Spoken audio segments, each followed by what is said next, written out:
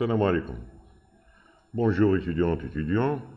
Aujourd'hui, on va parler d'un cours, pour moi, est très important pour vous, parce qu'il explique votre projection à l'avenir. Comment créer une entreprise sur un modèle, sur un nouveau modèle, si on va. On parle aujourd'hui du cours sur le business model. Avant tout, il y a eu, dans les débuts des années 2000 et l'émergence des Internet, il y a plusieurs organisations qui proposent leurs produits et services en ligne. Un des avantages des web est la facilité de mise en relation des différents utilisateurs qui peuvent désormais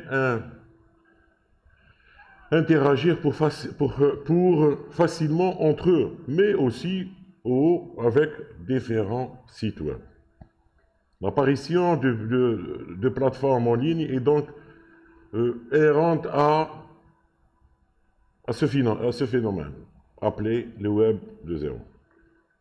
Pour que ces plateformes soient rentables, il est important de pouvoir générer un revenu et donc les entreprises doivent disposer des mécanismes pour offrir leurs services de manière efficace. En général, le modèle d'affaires est un terme de plus en plus populaire qui permet de décrire ce mécanisme. Cependant, le concept reste assez flou, car il existe beaucoup de définitions différentes. Alors nous allons donc tenter de mieux comprendre ce terme, afin de l'utiliser dans un bon sens de travail. Il existe toutefois différentes manières permettant de construire un modèle d'affaires. Un modèle d'affaires ou en anglais, business model en anglais. Il est possible d'utiliser certains outils qu'on va voir. Alors avant de voir ce nouveau outil, on va voir la définition du modèle, du business model. Le business model ou modèle économique, c'est le concept qui permet à une entreprise de gagner de l'argent. C'est ça le but. Il peut se formaliser dans un document de présentation. Alors, pour nous, le business model, c'est un document qui est présenté dans la logique globale de l'entreprise et de l'explication de la création de la valeur de l'entreprise. Comment elle le fait, pour qui et comment on gagne l'argent.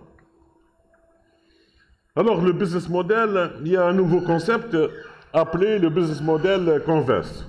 Le business model converse est une matrice développée par Alexandre Osterwalder et Yves Peigneur, où le business model converse veut être un outil généraliste permettant à chaque projet de définir son business model. Il se présente sous la forme d'une matrice de 9 cases. représentant 9 composants de l'entreprise créatrice de valeur. Segment de clients, de clientèle, proposition de valeur, canaux de relation avec les clients, le flux de revenus, ressources clés, activités partenaires clés et structure de coûts. Ces modules couvrent en général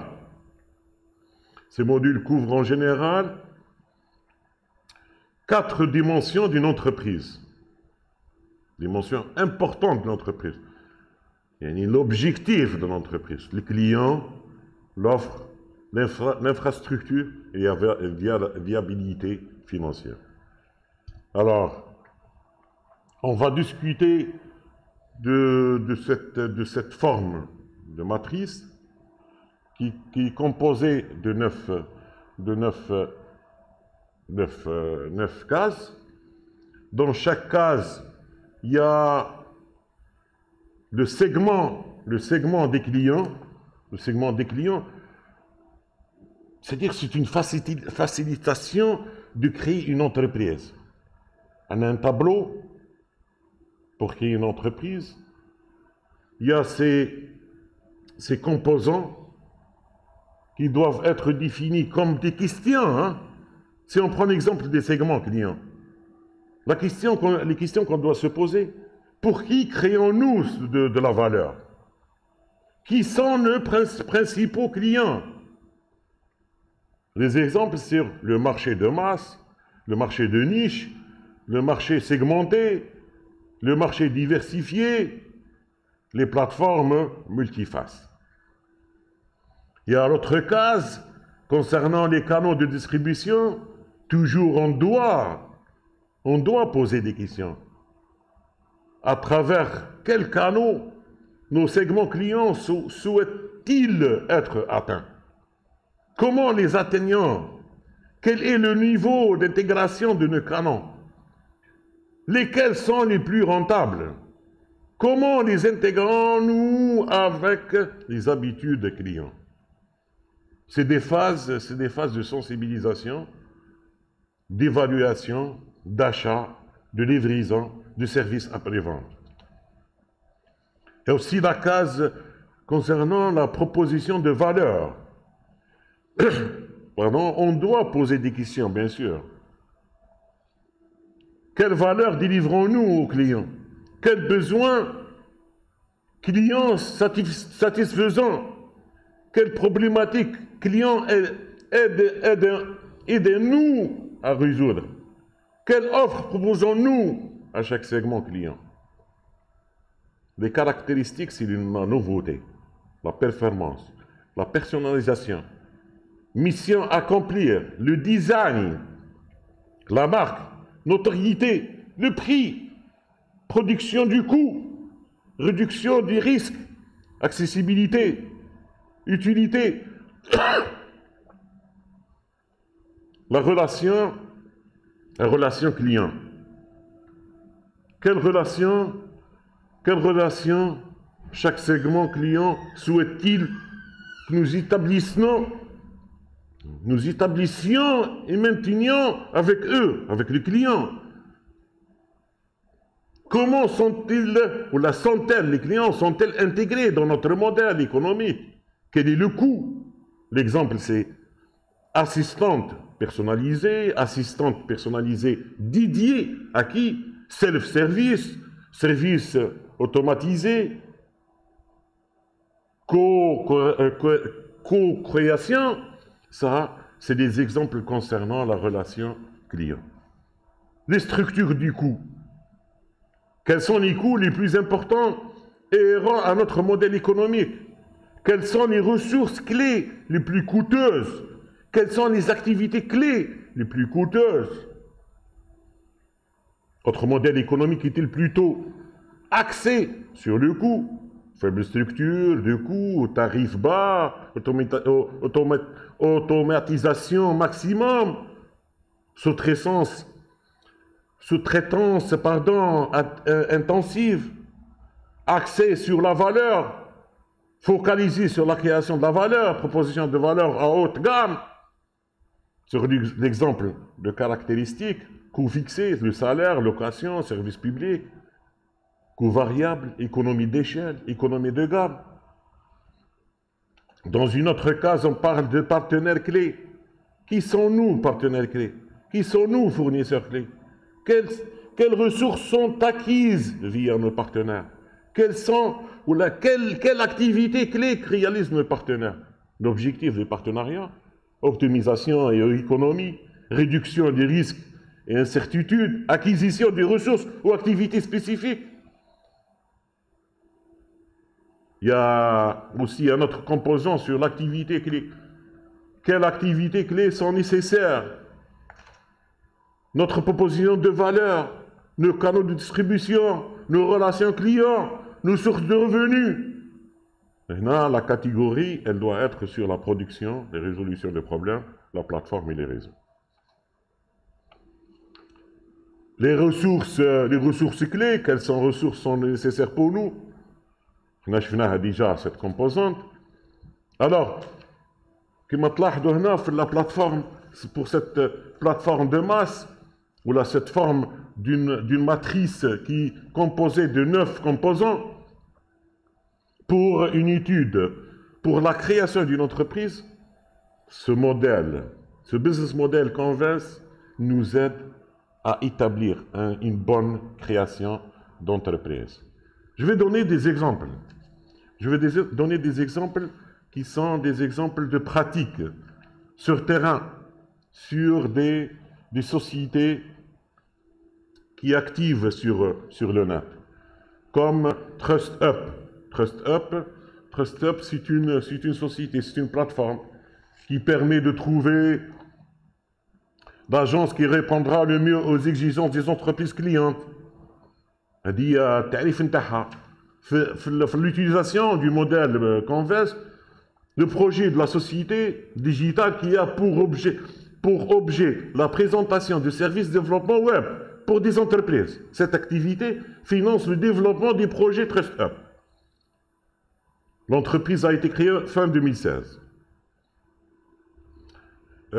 C'est une plateforme de web mettant en relation des entrepreneurs de bâtiments fiables.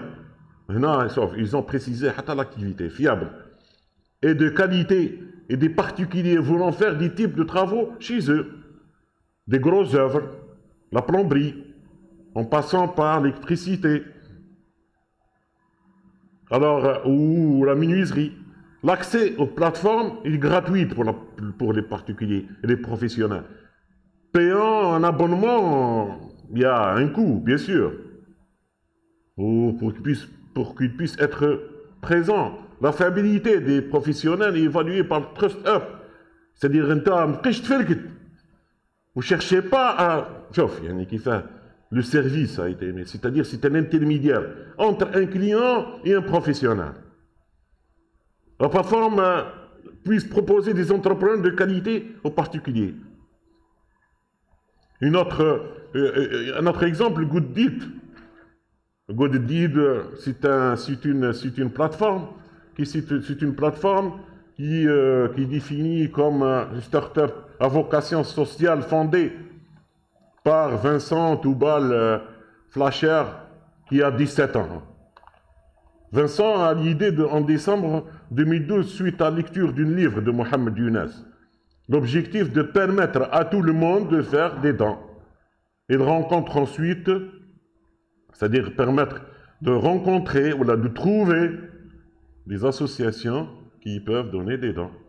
Alors, la start-up, elle est française, a été créée en 2014, d'abord sous la forme d'une association, pour passer ensuite sous le statut de société par action. Société par action, c'est une forme juridique.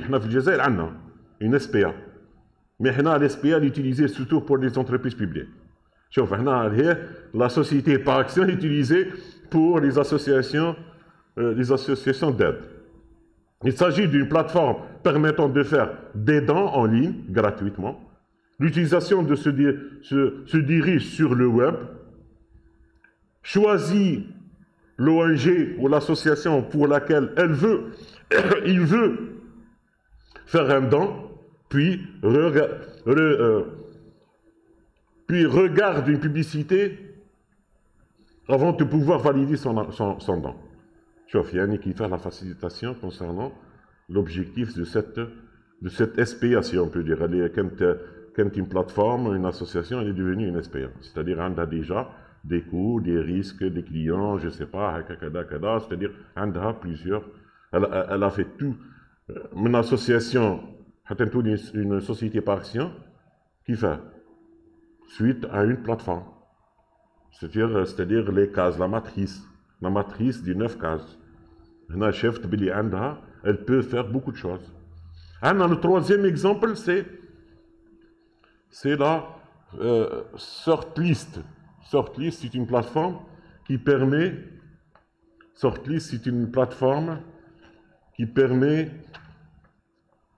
de trouver l'agence qui répondra le mieux aux exigences des entreprises clientes.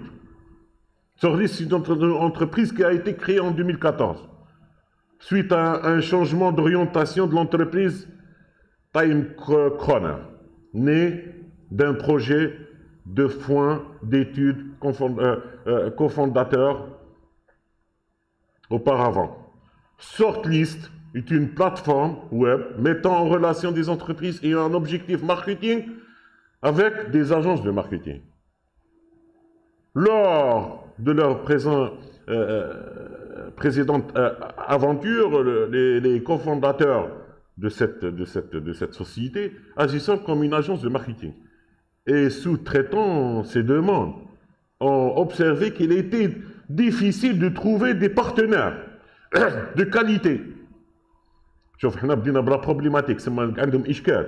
Lorsque les projets se spécialisaient, ils ont alors créé Sortlist, agissant d'abord comme une sorte d'annuaire, d'agence marketing, pour ensuite proposer un suivi auprès des agences, ainsi que lors de la définition du projet marketing chez les entreprises. La fonction de cette plateforme est assez simple. Elle sélectionne gratuitement les services qu'elle recherche pour son projet, en fonction du budget ainsi que d'autres paramètres. Alors, d'après ces exemples que j'ai donnés, mes chers étudiants, pour vous, les étudiants, les élèves ingénieurs, Inch'Allah, futurs ingénieurs en technologie industrielle, ce modèle, le business model Canvas, vous aide à créer l'entreprise. Il suffit d'avoir une forme de matrice concernant les 9 cases. Les 9 cases sont des composants de l'entreprise de la création sur des valeurs que j'ai bien expliquées. Ils sont 9 propositions, ils sont 9 composants. Le résultat, bien sûr, les dimensions d'une entreprise, c'est les clients, les offres, l'infrastructure, la viabilité financière. هذه كاملة تساعدكم انتم باه تنجموا تعملوا la création de l'entreprise. يعني c'est un tableau, il y a des questions à se poser, où on trouve la problématique, on trouve la solution. Bien sûr, il y a les aides. احنا شفنا مع بعضنا quelles sont les différentes structures qui peuvent être accompagner ou encadrer votre création d'entreprise. En conclusion, on doit se poser une question.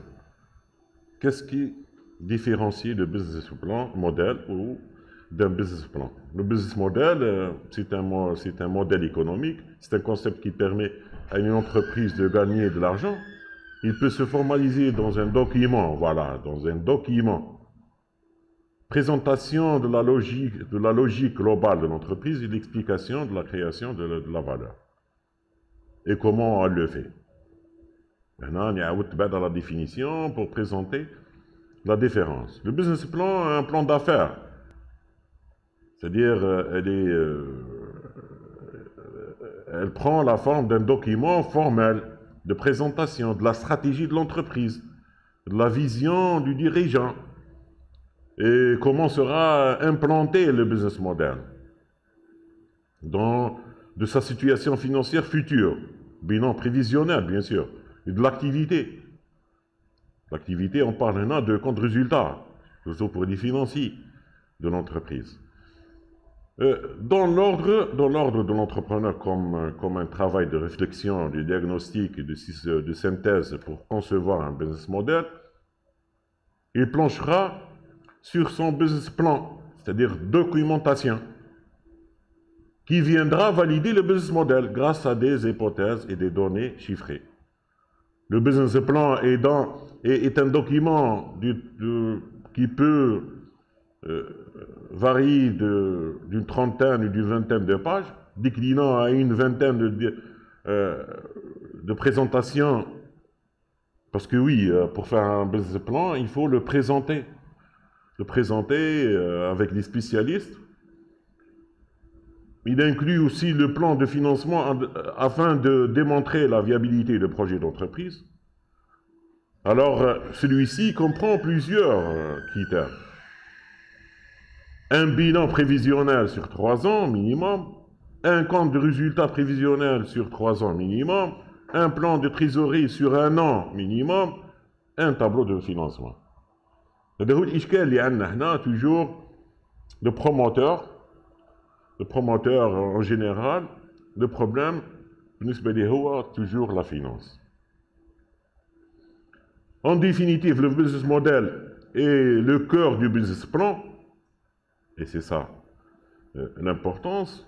Le business model est le cœur du business plan sur lequel repose la stratégie globale de l'entreprise il répond question comment gagner de l'argent.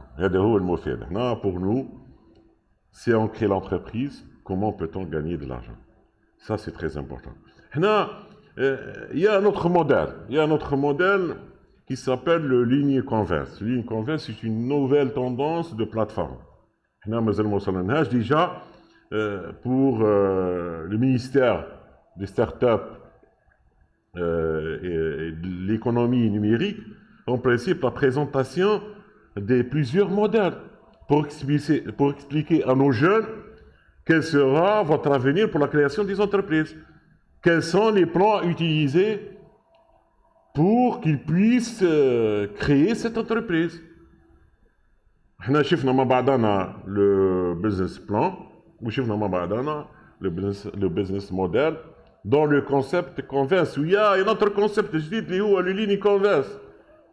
هذا جديد يعني جديد استعملوه هذوما الأعوام الأخرى pour expliquer aux jeunes comment créer une entreprise. On a la problématique que l'État encourage la création des startups.